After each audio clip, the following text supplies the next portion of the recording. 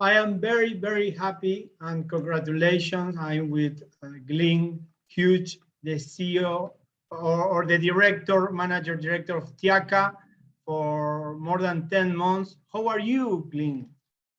I'm very good, thank you, Juan, and thank you for inviting me to speak to your great audience today. I think you guys have a wonderful network, and I hope everybody is safe and healthy. Thank you very much, Glyn. We met in Toronto in a TIACA conference, but you are very famous. You're one of the most interesting person in the air cargo. How do you feel today with the new situation in TIACA, like director, no? Well, first of all, I have to say thank you very much for the very kind words. I just look at it that I've been very fortunate to be in this industry for 38 years now. And, you know, I'm very pleased when I left IATA earlier this year. I was very pleased to be able to join TIACA at such an important time for our society, let alone our industry.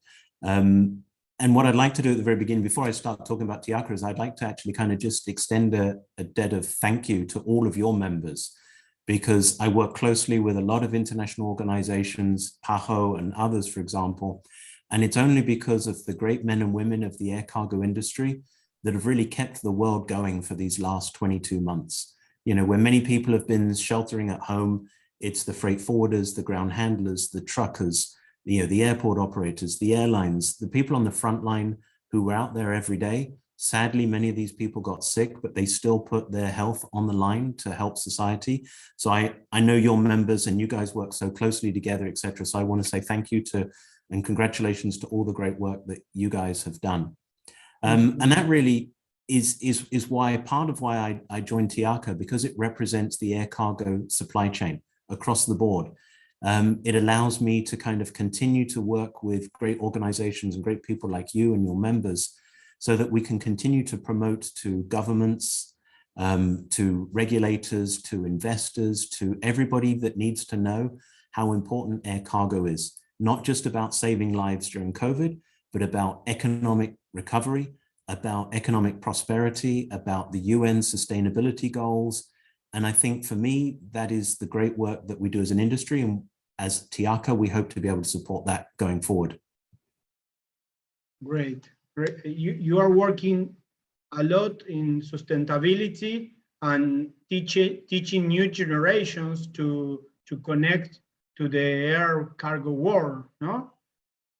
Absolutely. I think sustainability is going to be increasingly more important because people are looking at, and I have to define, sustainability is not just about the environment. That's an important part, but the way that we define sustainability, it's about what we call 3 Ps. It's looking after the planet, looking after the people, but also making sure that there is a prosperity, that businesses can be successful and countries can be successful.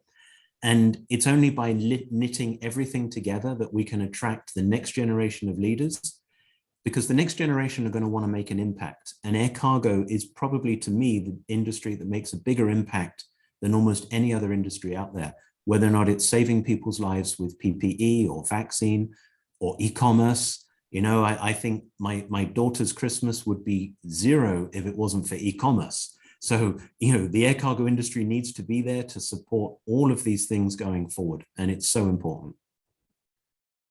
Wow.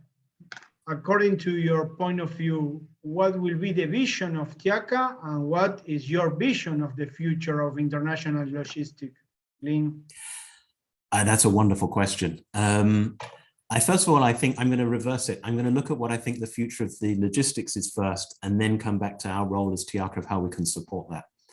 I think what we've seen in the last 2 years is going to change the way that the air cargo industry moves forward. I think the 50% reliance on passenger belly aircraft or belly capacity for air cargo is going to take many, many years before it comes back to 50%. Right now, it's about 80%, 75% on freighters and 25% on belly. As passenger networks resume, it will slowly recover, but I think the role of freighters going forward is very important. I think the global economy is doing incredibly well, but the role of the freight forwarder is going to become even more important. You know, a few years ago, people said, well, what role does a freight forwarder play? You know, we don't need travel agents anymore. I think today the freight forwarder is more important than they've ever been before, because regulations are complex, getting access to capacity is complex, pricing is difficult. The modal challenges, it's not as if you've got plenty of container space on ships and you can move cargo from air to ocean or rail, etc. Everybody's struggling. Truck drivers or enough truck drivers is an issue in many countries. Adequate staff at airports and container ports and seaports is difficult. So I think the role of the freight forwarder is going to be much more important going forward. The role of the industry is going to be more important going forward. And I'll give one statistic. I spoke a lot recently to different organizations who were talking about the grounding of passenger aircraft is destroying economies for tourism, etc. And I said, look, let me just remind people that in the year 2019, tourism generated $850 billion worldwide in terms of international spend by tourists in a country. Very important, 850 billion. But in the same time frame, the money generated by air cargo exports was 6.4 trillion. It was 8 times more valuable to a country. So from a country's prosperity perspective, to helping the developing nations, whether or not it's in Southeast Asia, in Central Europe, in Africa, in Latin America, nations that are actually growing their economy, it's critical to have air cargo and ocean cargo. It's critical to have a growing economy based on exports. So that's where the role of this industry is incredibly important. As I say, as things get more complex, the importance of this industry gets more important. And that's the role of TIACA, is that we want to be there to support. Like you, we like to bring people together who have a common vision and common problems that we can kind of resolve. If we hear people's problems and issues, we can help try and address them or bring them to the attention of people internationally. We have a couple of events next year where we will again bring people together, whether or not it's in San Francisco in March or in Miami in Miami in November.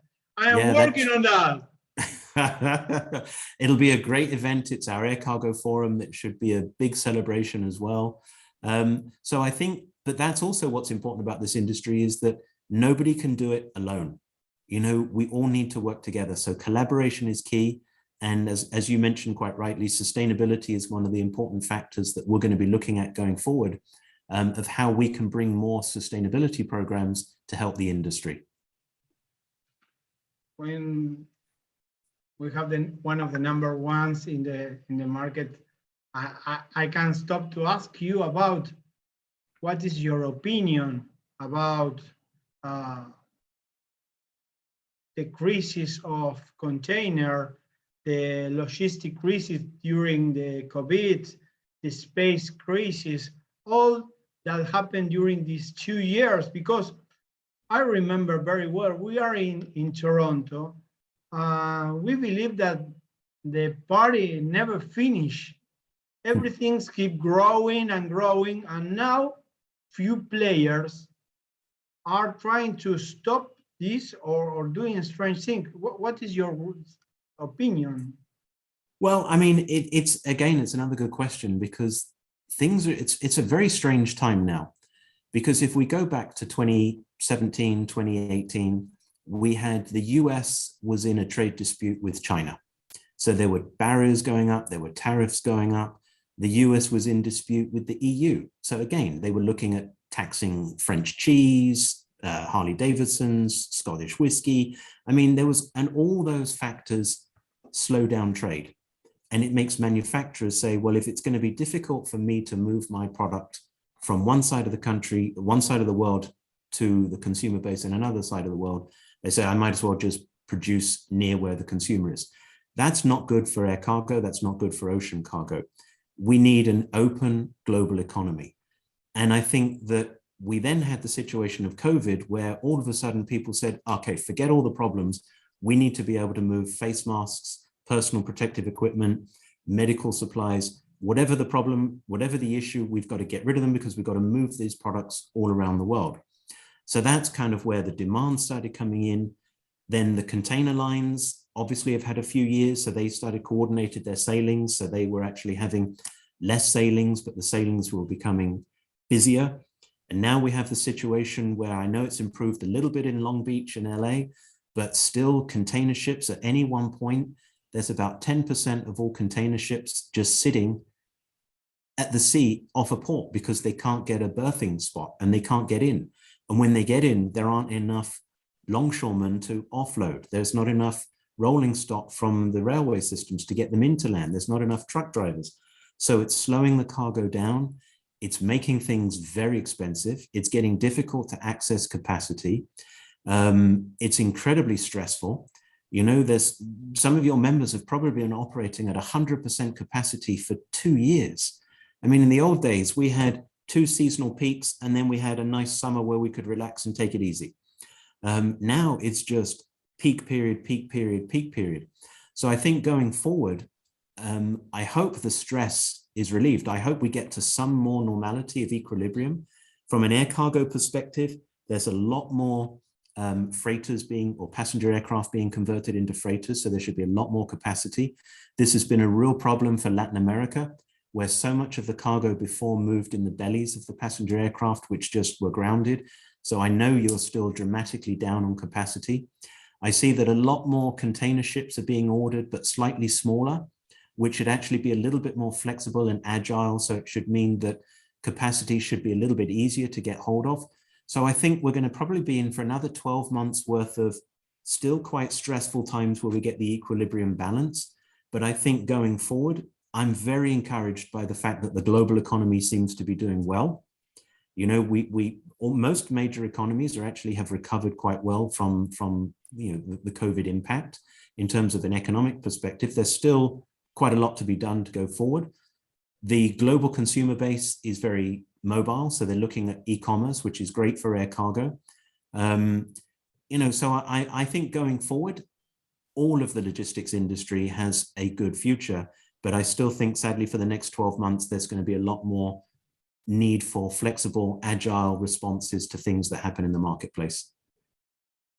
Glyn, thank you very much for your time. I know that you are full of things to do. Really appreciate your time, and I hope to see you soon. I look forward to it, Juan. I look forward to it in Miami or maybe Intermodal beforehand. But no, I look forward to seeing you again and your great membership. So I wish everybody a good celebration at the end of the year, and again, a healthy 2022. Bye-bye. Thank you very much.